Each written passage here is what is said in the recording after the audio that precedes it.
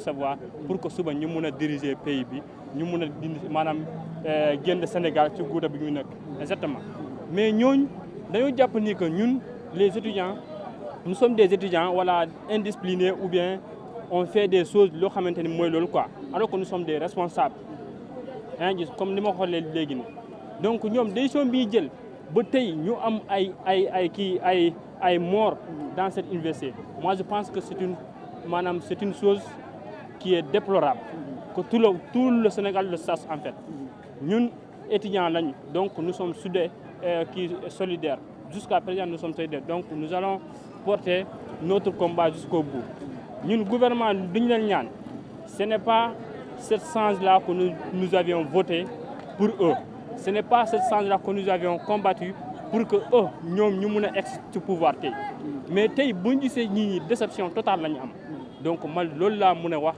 ci gouvernement bi ci li ñu nekkee parce que Ousmane Sonko wax na ko mu ne comment dirais-je nañu yaatal nañu nekk maanaam ouvert envers les populations mais ñoom ni ñu def nii tey donc loolu am na loo xamante ni jaadul quoi donc ça veut dire kaddu boobu respecté wuñu ko. parfois ñu leen di jiiñ étudiants yi que ni da ngeen a nekk dans des combats politiques est-ce que li ngeen di xeex c'est des causes personnelles. non moi je ne pense pas que c'est des causes personnelles moi je pense que le combat estudiantin est noble c'est juste notre droit la ñu casse tu ne peux pas venir imposer une réforme comme ça sans pour autant payer les autres arrières de rappel ça c'est pas possible ça si tu viens au moins tu discutes avec l'amicale ou bien l'ensemble des étudiants ou bien les représentants des étudiants pour qu'ils puissent amener une solution ou bien donner leur avis sur la situation. C'est ça qui est normal. Mais dire que force, nous allons imposer, on va faire la réforme, ça c'est pas normal. C'est pas un acte. Ça, moi je ne vois pas un acte politique dans cette université. Moi je ne vois pas ça ici. Moi je ne pense pas à cette méditation même. Voilà. Donc moi je pense que ce qu'il doit faire, la réforme là, ça doit être fondé sur des bases légales, mais ce n'est pas la question d'imposer. Dire qu'on a la force ou bien on a des matériels, on va leur imposer dans leur campus, voilà, jusqu'à avoir un mort, une mort dans le campus social. Ça, ce n'est pas normal. Je regrette vraiment. Donc,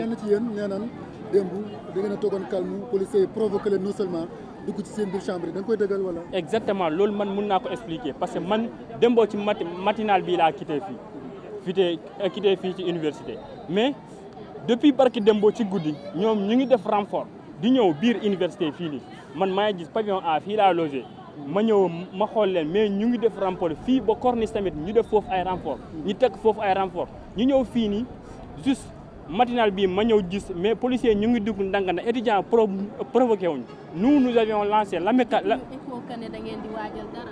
non amicale bi lu mu waxoon mu ne journée noire la ñuy kii pour que ñu mun a rendre hommage la mémoire des étudiants qui ont tombé ou bien qui ont succombé sur les différentes manifestations qui ont été passées ici. Donc loolu la ñu waxoon quoi démbo du am front loolu la ñu wax mais ñoom ñu ngi dugg ndànk-ndànk alors que ils n'ont pas le droit d'entrer dans le campus social ñoom ñu ngi dugg ndànk-ndànk man mii sax bi ma leen rombee ma ne leen bu leen dugg ngir yàlla loolu laa wax ma ne leen bu leen dugg ngir yàlla je l'ai dit jusqu'à 4 fois. ki ma doon àndal kooku mu ne ma kaa ñu dem kii duñu la faale sax te doon la ñu def man ma dem ba ma egg quartier après ma suivre affaire yi en direct mais c'était regrettable donc man Pastef laa bokk yaa ngi gis man Pastef laa bokk mais projet bi du nii la ñu waxante woon c'est pas ça bii mun nañu indi ay problèmes durant les périodes de campagne ay déception durant les périodes de campagne donc lii je pense que premier ministre Ousmane Sonko ak Bassirou Diomaye Faye ministre de l'enseignement supérieur et entre autres tous les membres concernés sur cette affaire normalement ils doivent réagir à temps policiers yi ñu dugg foofu di door étudiants yi moi je pense que ce sont des policiers mal formés je m'excuse du mot mais ce sont des policiers mal formés man xaw ma daal ñi jëm policiers ñoo nekk le métier de l'ordre n'a pas été à la hauteur. Exactement. Comment ça toi ils disent que l'État dit que ils vont protéger les infrastructures. Mais demain, j'ai vu des policiers qui gâtent des fenêtres. Ça, c'est pas infrastructure. Ça, c'est pas infrastructure. Maintenant, est-ce que ce sont les étudiants qui ont fait cet acte ou bien ce sont les policiers? Tous les vidéos sont là, sont dans les internets. Donc là, moi, je pense que l'État doit prendre ses responsabilités. Il doit voir comment dire, les policiers, la façon dont ils réagissent avec les étudiants ou bien les populations, ce ne sont pas des policiers. Je peux témoigner quelque chose. Moi, qui m'a beaucoup en classe, moi, dembo dañoo demoon foofu di daaj seen chambre policiers yi di jël seen machine di ko yóbbu moom machine am di ko yóbbu. Donc ça ce sont des voleurs ou bien ce sont des policiers. C'est la question que je me pose. ñoom ñoo dugg foofu benn par benn di dakk maanaam di dugg chambre yi di dakk chambre comment dire daaj chambre yi di dugg foofu jël bagage jàmbur di la yóbbu. Non, ce n'est pas la question sur le tenue. Nous sommes parce que nous sommes deux étudiants, nous sommes deux fois. Étudiants, amuñu kii boobu. Mais nous sommes di daaj fenêtre kii porte yi benn par benn. Loolu c'est pas normal. Man Bambilor laa ñibbi. Bambilor laa ñibbi waaw. Mais étudiant là, comment dire, à licence 3, transmission de données en sécurité informatique, faculté des sciences et techniques. Merci beaucoup. Ok. C'est gentil, merci. Merci beaucoup. Bon courage.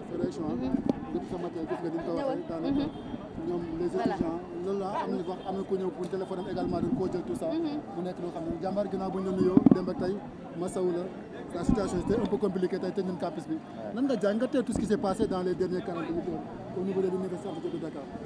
Bon maa ngi nuyu ñëpp surtout di masawu samay moromu étudiants yi fi jot a nekk depuis démb ba tey avant démb sax ñi fi jot a nekk di masawu ñëpp. Aussi di masawu je pense que au-delà de je pense que ñun étudiants yi masawu famille koo xam te ne peut-être moom moo fi jot a dem. waaw mu nekk lu triste. démb nu ma doon waxee ak tey du bokk. waaw c'est parce que je pense que dafa am lenn lu ma constaté. te xam naa loolu la ñëpp constaté. c'est juste les libérateurs ont été opprimés par les libérés. waaw les libérateurs ils ont été opprimés par les libérés. ñun ñi nga xam te ñoo fi nekkoon démb peut-être di doon xeex di def leneen yaakaaroon ni injustice moo doon dox ñun ñu nekkoon les libérateurs parce qu'ils pensaient que nous la jeunesse surtout les étudiants nous sommes la crème de ce pays ñun ñoo nekkoon les libérateurs aujourd'hui on est opprimé par les libérés ce sont ces derniers ñu yaakaar ce sont nos grands frères nos oncles ils nous ont devancés dans la vie mais ils ne sont pas plus compétents que nous ñoom ñoo fi nekkoon ñu ne c'est leur temps. C'est à nous maintenant de porter ce flambeau ñu jàppale leen ci loolu noonu ce sont ces derniers ñoo ñu opprimé tey le message c'est pour juste faire comprendre à toute la communauté et toutes les différentes structures que les libérateurs ils ont été opprimés par les libérés waaw les libérateurs ont été opprimés par les libérés et chose qui me frappe au cœur peut-être je ne vais pas m'attendre aux questions parce que dama bëgg a wax askan bi mooy dama toog ñi xaar peut-être ñi may poser ay questions parce que yaakaar naa ni questions yi fi jot a nekk yëpp réponse yaa ngi nii. La plus grande réponse de toutes les questions que vous allez nous poser, c'est parce que la réclamation des bourses, à la même, juste au-delà de cette réclamation, les étudiants cherchaient leurs droits. Et ce droit-là a été, je pense que, bafoué. Leur droit n'a pas été respecté, jusqu'à même avoir ce qu'on appelle perte de vie. Mais parfois, nous sommes accusés que vous êtes dans des combats politiques. Je pense que man, comme je sais, Pastef la ma xamé, man maay tudd Bouli Da Silva, Pastef lañ ma xamé. Affaire politique nañ ko fi bàyyi. Man lu ma ñor mooy quand tu fais partie d'une structure et que la structure et quand tu fais partie d'une communauté et que la communauté, il y a certains d'entre eux qui ont quelque chose à réclamer. Tu ne dois pas être un pion, tu dois être un élément, tu ne dois pas être un spectateur.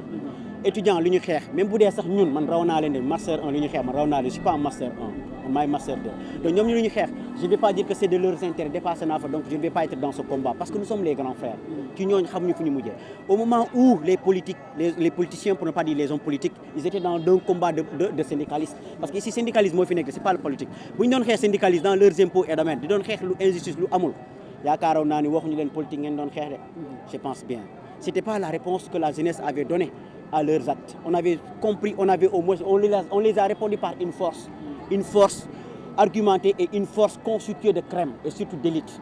Aujourd'hui, je ne peux pas concevoir. L'université Cheikh Anta Diop, moi Da Silva, c'est une première fois. L'université Cheikh Anta Diop, dont même, je pense que la structure nous parle, en nous faisant comprendre que normalement notre science doit être arrachée, mais arrachée par la pédagogie. Mais que notre science doit être arrachée, mais arrachée par cette discipline. Mais notre science doit être arrachée, mais arrachée par ce qu'on appelle une organisation, mais surtout par l'éducation. Aujourd'hui, les policiers qui entrent, je pense qu'ils n'ont pas eu l'occasion de lire. Ils n'ont pas eu l'occasion de lire la phrase écrite, la phrase donnée par Cheikh Anta Diop, cet grand homme, cette figure emblématique. Aujourd'hui, ces derniers, ils ont au moins l'autorisation, je pense que des autres autorités, dont étant nos frères, je dis bien, ba dugg ci campus waxoon naa ko fii waa Sénégal 7 ñoo mu interview ma ne leen campus kii du ma ko xoolee sama bopp de mais am na ñu fi nekk ñoo xam te ne ay gumba lañ quand je dis on est des personnes il y a des personnes manquantes mooy ñi ñoo xam ne matuñu am na ay gumba am na ñoo xam te ne ñoom seen mobilité dafa réduite am na ñoo xam te ne ñoom seen nooy gi baaxul c'est des personnes yoo xam te sont des personnes incomplètes léegi ci ñooñu nag nga sànni lacrymogène dugg gis nañ fi yëpp amul naa non politique ay yii je pense que un homme de tenue doit avoir la capacité de pouvoir au moins maintenir et avoir la force de neutraliser une chose sans pour autant faire l'usage de force. La poursuite de l'État dans tout ça. Je pense que quand je parle de l'État, l'État c'est nous.